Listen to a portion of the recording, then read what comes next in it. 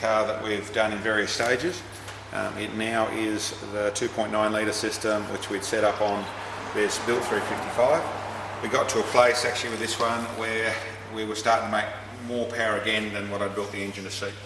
And so essentially we were starting to see a bit more breathing than what we wanted to see. So what we actually did was pull it down. We did some extra bits and pieces with the head gasket. We did a little bit of grout in the block. We did some bits and pieces with the studs and things. And we also changed over to a slightly bigger gap on a steel ring to deal with the extra boost. It's just running in around the 16 pounds of boost.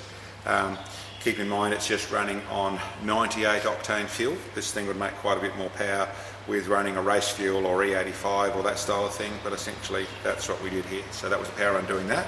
Coming down the back, the other thing we found is that we've gone over 600 horsepower. We went past the fuel system this car had, and we've now upgraded.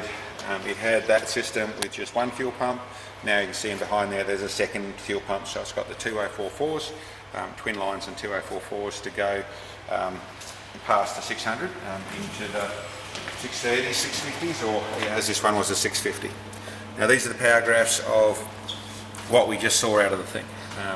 Now keeping essentially, this is the green one down the bottom there, was the standard one. It was running a twin throttle body manifold, one of the old Motec manifolds on a camshaft on the standard 355 the Senator came out with.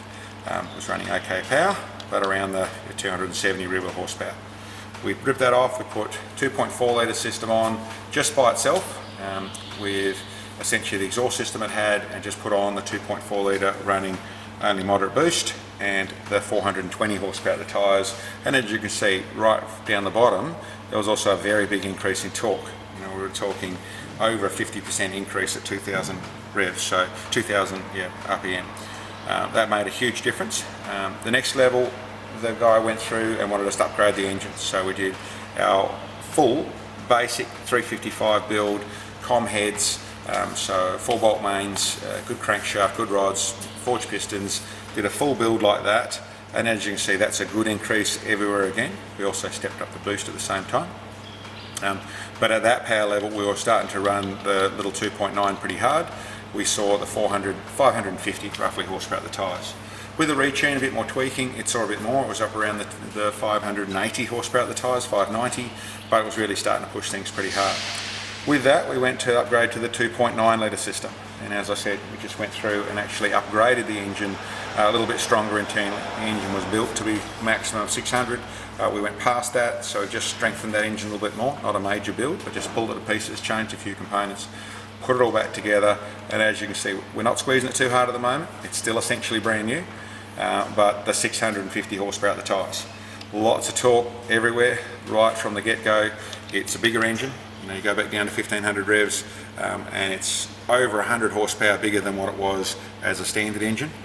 And then very quickly into it, you can see everywhere through the rev range there, it's making more power. It builds into a very strong curve. We're actually full revs is going to 7,000. It's making peak power at around the 6,500.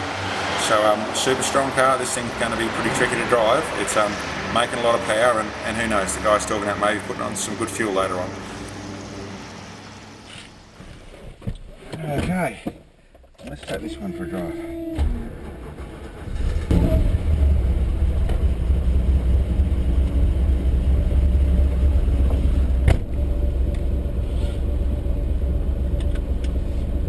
Okay, let's take this one for a drive.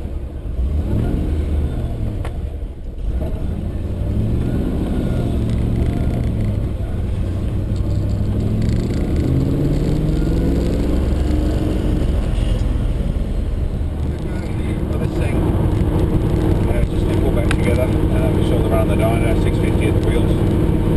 The engine's essentially the same as it was in its 550 horsepower format. It's just been strengthened with a bit of extra block work and some steel rings rather than molly rings and bits and pieces, making it to deal with a bit higher horsepower. That's getting here at 100 k's, still good power down the bottom. It does run a moderate sized roller camshaft, but this thing's still very drivable, very smooth, drives very nicely. And for all your normal cruising stuff, it does the job really well.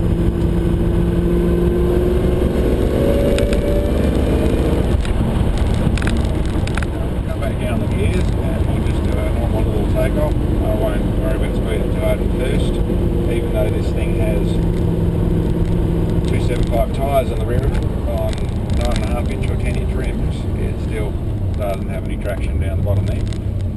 But so we'll just be gentle.